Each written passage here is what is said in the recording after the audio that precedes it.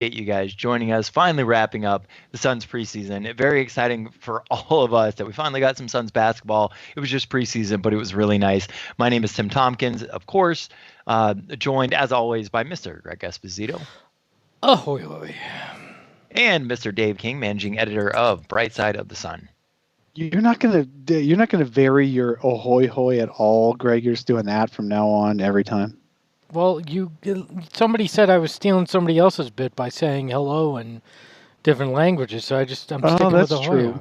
But ahoy hoy is terrible. I mean, it makes me think you're like the skipper from Gilligan's Island. That makes maybe that's Tim what I'm Gilligan. going for. And I'm the professor. Hey, this works actually. Or actually, I'm so old now. I'm probably Mr. Whatchamacallit, the old guy. You're Mrs. Howell. Let's not. No, I'm Thurston Howell. I'll be Thurston Howell. Wait, who told you that you're stealing a bit from another show? What other? Dave said the Fanning the Flames. Paul always says hello in different ways every time. So Greg started doing that, so I gave him a hard time, and now he just does one awful one. Well, Justin's a lawyer. I don't want to get sued, so. Yeah, but we know things about Justin that he doesn't want anyone else to know, so he's not going to sue any of us. Hey, how about we talk some Suns before everybody stops listening to this thing or watching, whatever you're doing. Hey, have we even told everyone that we're on? Yes, I just did. Well, you guys gave me 45 seconds to do so, but thank you for cutting straight to the Suns so we can get into it. All right, so we have a lot that we're going to wrap up, but I did compile some preseason stats that I'm going to rattle off. You guys stop me if you want, and then I can continue on, whatever. So Ayton leading the team during the preseason in points per game, 14 points on 67% shooting. Devin Booker not shooting all that well, 41% field goal, 33% from three. It's been a little bit disappointing. Frank Kaminsky shooting 42% on threes during the preseason. Rookie Camden shooting 4% on threes and 100% from the line. And the attempts on threes is actually fairly sizable for preseason, so he's looked really good there. Javon Carter is getting more minutes than Tyler Johnson, Ty Jerome, Ellie Kobo. Ricky Rubio, 17 assists to 6 during the preseason. Decker, 12 turnover during the season. Jerome, 2-to-1 assist to turnover ratio. He's looked really great. Ayton with a block a game, which doesn't sound like a lot. He's leading the team, but that being said, it's also in limited minutes, so that's nice to see. What's been really nice to see from Devin Booker is a 1.7 steals per game, especially in his limited minutes. So that's been really great. Kaminsky, Ayton, Shaq Diallo, and Dario Saric all have a total of 20 or 21 boards during preseason, which is nice to see more than just one Suns player actually grabbing some damn rebounds. Okay, so let's just be honest, and preseason stats are much like the points on Whose Line Is It Anyways. They don't matter in the end. There's nothing that matters about them, but there's certainly encouraging things there's indicators. So as far as points per game and things like that, yeah, Greg, you're right. Those will change because people will play different amount of minutes. None of those guys average more than, except for Cam Johnson, I think led the team probably in minutes played per game. But that's because Monty loves him, totally loves him. And Javon Carter might probably been number 2. I don't know. But the starters didn't actually get more than 22, 24 minutes a game on average in the preseason. And because Monty was saying yesterday before the game, Monty was saying that there's no point ramping up their cardio in a preseason that ends 9 days before the regular season, because whatever they've built up, they're going to lose in a couple of days. These guys, their cardio, you can only do so much in practice and scrimmages and all that on cardio because games are so different. And so if you're not playing game after game after game, you lose that a little bit. So he said there was no point playing these guys 30, 32 minutes and risking an injury if they're just going to lose that stamina anyway in a couple of days off. So there are 9 days between their final preseason game and their opening night. And so they're just going to have to do the best they possibly can to be in shape for opening night. But back to your point, Greg, the stats, the individual stats don't necessarily matter, but team stats, I think, can be revealing. And the Suns are top 10 in pace and points off of turnovers. They're generating a lot of turnovers and getting points off of those, both in transition and in half court on the possession after that turnover. So they're doing real well there. They're not taking as many threes as the rest of the league, although 2 years ago, the number of threes they're taking would have been top 10. Now it's like bottom third. So the Suns are trying, but like Monty says, he only wants them to take open threes and things like that. So it's a work in progress for sure. But one thing we know is that they are going to play fast, and they're going to try to get a lot of points in transition and on turnovers. Who in the world thought it was a good idea to give a 9-day break between the end of the preseason and the beginning of the regular season? I don't understand it. Same question. He's like, I've never seen this before. I don't even know how to coach to it, because guys really do lose their edge. That's why they don't want too long of an even trade deadline break. All-Star break, that even 1 year was 9 days, and it was too long. Guys didn't like it. It's almost like Monty has to run a second training camp now just to keep these guys' heads where they need to be. They're going to have at least two really heavy scrimmage days where they spend most of the time really just getting as winded as possible. And it's funny, DeAndre Ayton last night after the game was talking about conditioning. There was a comment coming out of college where one of the scouts said that he heard from a former coach that Ayton thinks he tries a little harder than he really does. And he's kind of bearing that out this preseason. He's talking a big game, like he's keeping up with the guys, and he's doing his cardio and he's keeping up, but then his coaches are constantly telling him he's got to run more and run harder. And he's a little bit in denial. He is getting winded out there, and you can obviously tell. And he was winded a little bit last year too. He needs to get in better shape, and Monty Williams and his staff are trying to get DeAndre Ayton in better shape. But games are totally different than scrimmages, and scrimmages are totally different than practice walkthroughs and stuff and cardio that we all do on our regular basis. So we'll see how it is on the first week or so of regular season, but it's going to be a little ragtag for all the NBA teams, not just the Suns. Can we institute what I like to call the Dave King rule?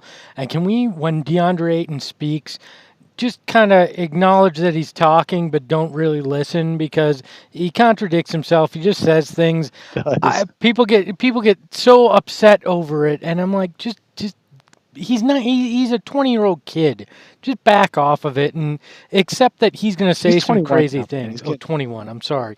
He can drink now, so maybe he'll say crazier things. But just honestly, let's just pump the brakes on freaking out every time DeAndre Ayton says something, because it's just not worth it at this point. Well, it is funny last night. So do you guys want me to read you a quote of his though that is especially interesting? Oh, please, because there's nothing better than instead of us having video or audio, Dave King reenacting a DeAndre Ayton I haven't quote. queued it up. I'm not that technically advanced. Dave, please reenact the DeAndre Ayton quote. Well, I can't do his energy, but I'll try. So he was asked a question of Monty saying that he wants more consistency and for Ayton to play better, but mostly consistency is a word we heard a lot in preseason. And DeAndre's answer was like, man, I don't even know. I need to ask him to get more detail. I've been consistent in every damn thing. I think he got on me one time, but I haven't really slipped up. I just try to lead by example. I just show these guys. I show you how to work hard. I show what type of anchor I am. That's his quote when told his coach wants more consistency out of him. Again, the Dave King rule. Like, acknowledge that he's talking. Don't pay attention to it. Get the show back on track, Tim, please. Yeah, I do want to take a minute to thank a monthly subscriber of the show, Steve Holler, who did the $10 option. So if you're listening to the podcast right now and you want to support the show, you just hit the support the show button. If you do, you can do a $1, a $5, or a $10 option. You do the $10 option. I'll personally send you some Sun swag. So again, thank you so much to Steve Holler for doing that. Also, thank you so much to a couple guys in the YouTube chat right now, Rip93 Ford, as well as Joseph Shook, who donated while watching on YouTube. Thank you guys. Honestly, so effing much. It really does mean a lot to us. Joseph donated. Thank you. Joseph donated purely so I have to refer to Cam Johnson as Shazam Cam now. So I like Cam Wow better. I love Cam. We can rotate it, but I'm now required to Joseph called it. Oh, I forgot to say though, Steve Holler, if you're listening right now, hit us up on Twitter. Let me know what your address is, and I'll go ahead and send that to you. So we do want to talk about a couple of different things, and since we're talking about DeAndre Ayton, we might as well talk about this. We've all seen the videos. If you've been at the games, you've seen DeAndre Ayton during warm-ups. He has been shooting threes. We haven't seen a single three during the preseason. Another thing that we haven't seen yet, and this is in 62 minutes of total play, is DeAndre Ayton shoot a single free throw during the preseason. I could not care less that he didn't shoot a free throw. Why did this become one of the bigger things on Suns Twitter over the and on radio, as a matter of fact, over the last 24 hours? Who cares? It's freaking preseason. I don't care that he didn't shoot a free throw in 64 minutes. It does not make a difference to me whatsoever. Now, if he goes 4 games in the regular season without hitting one, then or without taking one, we can have a conversation then. But right now, I'm sick of everybody nitpicking every last little damn thing with this kid. I do find it fascinating though. Along that line, after Brendan Clean put out there on Suns Twitter last night that Ayton had not attempted a free throw in 62 minutes, this guy Mike Notham, I hope I'm pronouncing your name right, Mike, but he had previously tweeted that he looked at every single play in NBA.com/stats last year, every single shot that Ayton took, and he never once pump faked. Like, don't you think, like, Al Jefferson was the king of pump faking and getting to the free throw line because he'd get his guy off his feet. Ayton never pump faked all season. That's fascinating. It's interesting, but it's a thing that he needs Thanks to. for the story. What'd you say? I said super fascinating. Thanks for the story. It is interesting. It's something else this kid can get better at. I mean, we all know he's a work in progress. Yeah, it seems so simple. Can we talk about pump fakes for a moment? Because I swear to God, if Sharge does another pump fake every single effing time that he gets the ball, I'm going to freak out. I cannot stand watching him do his little pump fake and then drive every single time. And I got to give you a hint. Pump fakes only work if you shoot the ball sometimes. Hey, listen. He does shoot. Oh, man. He needs to make up for DeAndre Ayton having no pump fakes, all right? Have you guys noticed it, though? Or is it just me? I'm too distracted by the mustache and the hair to notice a pump fake with Saric. He is a good player. You guys are going to really appreciate him. Hey, if we did a poll of which player has surprised you the most in preseason, which guy do you think is the most surprising? Frank Kaminsky by 1,000%. Yeah, all of us hated that signing.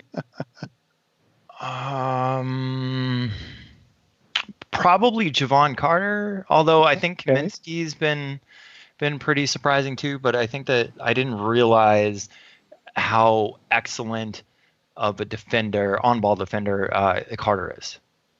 Yeah, and he made his shots too. I mean, I really liked DeAnthony Melton, and DeAnthony Melton was a little bigger and longer than Javon Carter is, and so he could actually defend shooting guards as well. But Javon Carter, from what I heard, defended some of the best shooting guards in the league last year too. He is a dogged defender for sure. And what Monty said one time is really good. He said that Javon gets his steals in the defensive scheme. Like, he gets steals every game, but they're all right while he's doing what he's supposed to do, as opposed to diving across a passing lane and leaving his man in the act. And if he misses on the steal attempt, his man's wide open. Javon Carter is stealing it as they're trying to pass it to his man. So Monty really likes that kid. Javon Carter looks running the team. God, you want to see him running the team? No, I don't. The only thing is he's not good his ability to run point. I'm not a big fan of, but I think if you have him out there with the secondary ball handler, I think he could be effective. Well, and the nice thing is, with Booker and Tyler Johnson as your two shooting guards, those are guys that can also be ball handlers. But is it just me, or does Javon Carter look, and does his name sound like a creative player? Like the most generic look and name sound of anybody on this preseason I've roster. I've always said Ray Felton looks like your uncle or some dude who just shows up at the courts on the Saturday with his tracksuit on, and everyone's like, "Oh, well, yeah, sure, we'll let you play a little bit." Then he kicks your ass. That's like Javon Carter. He looks like some guy who just shows up, someone's cousin or someone's uncle or something like that. Man, he looks like 38 years old. Sorry, Javon's mom. I really apologize. It just happened. He is an old-looking dude, but he is so good at defensively at playing his man in the NBA that I can get past how much he looks like a Derek Fisher. Tanto Menziel? How do I pronounce that? Manziel. I'm sure I'll get a message here on the YouTube chat. Just donated $10 to the show to buy land in Kaminsky Cove. Oh, I've got a beautiful parcel of land out in Kaminsky Cove just for you, Tanto. Tanto, however you say your name. I got great real estate for you. I'm going to share that with you shortly. But it's got a great beach view, and the drink with a slice of pineapple is just ready for you. So thank you for that. But I don't. If we're seeing too much of Javon Carter in the regular season, something's gone horribly wrong. That's true. Like this should be a guy that we don't see much of again. But he did go from a guy we thought was not even worth having on the roster to he should be on the roster, and he can fill a need whenever the Suns need defense on the wing. At the point. I do take something out of him leading the point guards not named Rick Rubio in minutes during the preseason. Not that we won't see him again, but I do think there's something to be said for that. Because he was an unknown quality. I think he was an unknown quantity, and they needed to learn if they wanted to keep him on the roster. I don't. He's definitely going to be here. I'm just saying, if he's playing major minutes, something's gone off the rails. So Monty talked about having a core four last night. He said he wants 4 guys that he's always got 2 of in the game this year. And would that be hilarious if Javon Carter's one of those 4? He's the 4th guy. If that's the case, we may be in for another long season of episodes of the Sun Solar Panel here. So one thing that we did want to talk about, Ricky Rubio, Devin Booker, obviously been nice to see those guys. So far, though, it does not look like they're making each other better. When one has the ball, the other one is pulling their best impression of James Harden. Well, it was interesting. Monty was talking about how they didn't want to over-rely on Devin Booker in the preseason, and these guys had to learn to run an offense without Devin Booker being in the mix too much to bail them out. So I'm sure that had an impact on what Rubio was trying to do and getting guys involved and not named Devin Booker. Seriously hoping that as we get into the regular season that changes and that they build that chemistry, that they figure out how to play together. Otherwise, they may wind up kind of stacking the deck and staggering who's on the court at what point, if they're going to look at Devin Booker still a ball handler going into this at some point. But Rubio, we saw what we needed to see out of Ricky Rubio in this preseason. It's amazing what it means to have an actual point guard on the roster, a guy that can get others involved. And I think it's just a matter of time before him and Devin Booker find a chemistry. I think they'll definitely find a chemistry. I did find it interesting, and Monty did allude to it at the end of the game. He said, we're going to have to figure out how those guys can maximize each other, because they did just what you said, Greg, is they showed how they're not going to rely on Devin Booker to score all the points like they had last year. And I think there's a little bit of that still Devin Booker syndrome and the Ayton syndrome of having to do everything once they get the ball. That they even have to get ingrained in the new offense, which is a ton of passing. And all the rest of the roster showed it that they can do that. But it was quite interesting when Ricky Rubio started the game on Monday night. He ran that offense 6 straight times. He got open shots for his teammates. A couple of rolls to the rim, a couple of corner 3-point shot attempts, and all that. And not one of those passes was to Devin Booker in a shooting motion or a shooting situation. Booker almost didn't even only took his 3rd shot in the second quarter. So they do have to figure out how to coexist like that. It could be they did that initially. They do a lot of turns taking. I would expect them to stagger a lot in lineups where one's on the court and the other one, if the other one's resting. Those will be 2 of the 4 guys for sure, who one of them is always on the court. I think that's very important. And so we'll see a lot of that with Devin Booker and Ricky Rubio, but they also will figure out how to coexist together in that same lineup in crunch time and make the best of each other. It's funny. So Steve Holler saying, still hears my voice on the Drive and Dish. By the way, any of you guys looking for a good NBA podcast, looking for something a little bit new that's not the Zach Lowe post or Ben Simmons or definitely not the Dunked On podcast, go ahead and check out the Drive and Dish. Mash X over on YouTube chat saying that Dragan Bender tore it up in the preseason for the Bucks. I do kind of wonder what he means by tore it up. Was that like 4 boards, 2 points, 3 assists, or what? No, he actually had Chris a pretty played good well. Yeah, so Dragan Bender had one of those 12.7 board performances. He looks like a kind of a strong player, kind of like Alex Len did last year for the Hawks, where his numbers aren't dramatically different, but he's on a new team and a new uniform, and so he looks fresh and energized. Alex Len said he had a much better year in Atlanta than he ever had in Phoenix because the pressure's off. You know, when you leave a team that you didn't live up to expectations on and you go to a new team with 0 expectations, it's more fun. So I wouldn't be surprised if Dragan Bender has an okay season, but he is not the guy who's going to suddenly become a star or become anything like what the Suns originally needed, which was a number 4 overall pick who could be a starter on a team and a good one.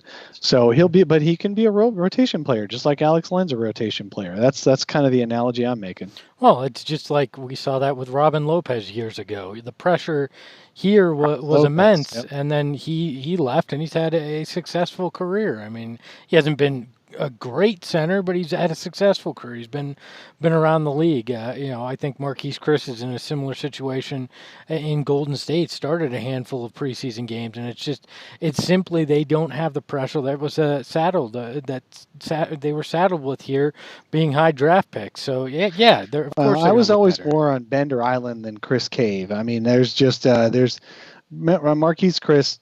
I don't know if he's really going to get it together to become a real rotation player on a successful team. He's somebody who I think looked good in preseason, but I don't see in making it in a rotation on a good team. I just don't. In fact, he's almost certain to be cut this week simply because of the way the numbers are working in Golden State.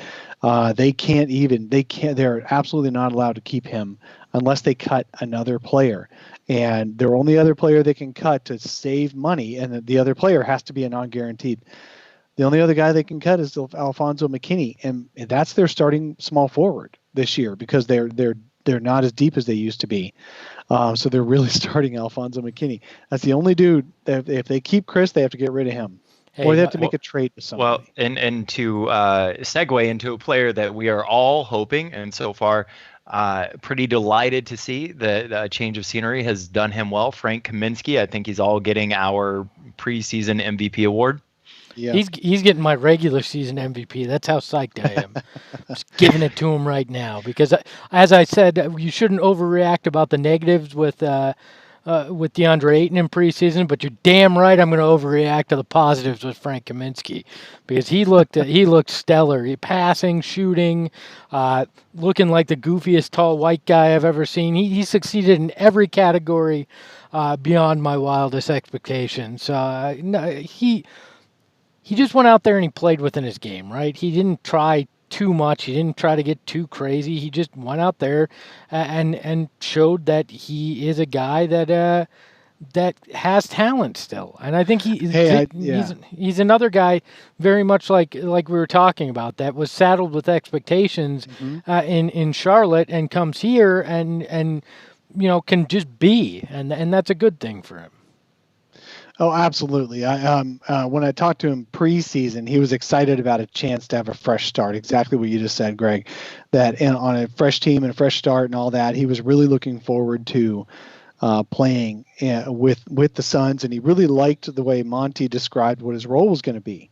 And it turns out his role is exactly the way Monty had envisioned, where he gets to be, he had 3 assists on Monday and 8 assists the night before. the game before. That's crazy from a power forward center guy. But the Suns are really going to be using the passing abilities of Saric and Kaminsky and hopefully Ayton. Ayton averaged almost 3 assists last year as well in that other scheme. So they'll be using those kind of that kind of facilitation in their offense, and Frank seems made for it. Frank's problem is going to be defensive, but you know what? If the Suns are putting a lot of pressure on the other team offensively, that actually helps your defense become more effective because the teams are just out of sync. They're out of comfort zone. Teams who are doing well on one end don't do as well on the other, et cetera. If they're not doing well on one end, they're not going to do as well on the other. So getting other teams out of their comfort zone can help. So I'm just hoping. I know Charlotte actually had pretty good overall team defensive stats when Frank was there. Frank is not a great defender himself, but he's not going to embarrass you. Well, and let's not act like Phoenix has ever been the bastion of defensive prowess either. So, dude, Devin Booker's defense. I know it's preseason, but that has been that's been painful, right? Yeah. Well, so actually, he was really active last night. He was actually he got credit from a lot of his skeptics. He was really active. He was really trying last night. The 1.7 steals per game is impressive, but he's getting beat off the dribble a lot. He's always going to get beat off the dribble. That's for sure. Do you not remember James Harden winning, winning MVP, playing well, playing abhorrent defense? Yeah, but I also remember James Harden playing better defense a couple of years later when people had already given him the bad defender. Okay, so you're not liking Devin Booker's defense, that's for sure. No, I really wanted to see at the beginning of preseason a reinvigorated defensive mindset from Booker. You wanted to see fake hustle last night. How come you're not giving him credit for last night's game? It's the getting beat off the dribble. I do give him credit for the 1.7 steals. I think that's huge. Honestly, his 1.2 that he averages is below league average of where a shooting guard needs to be, and getting that steal rate up, albeit definitely not the most impressive defensive metric, is a defensive metric nonetheless. That's been really great to see. Active hands. I think there was a time last night when he got beat off the dribble. He had really active hands. He was able to get the ball that was being inbounded right there, and that was really great to see. But I did want to see a little bit more. Really quickly though, Felix is asking in the YouTube chat, saying, is Frank going to be in the rotation, and if so, who's out? I think we could probably all agree it's likely Shaq Diallo. Yes.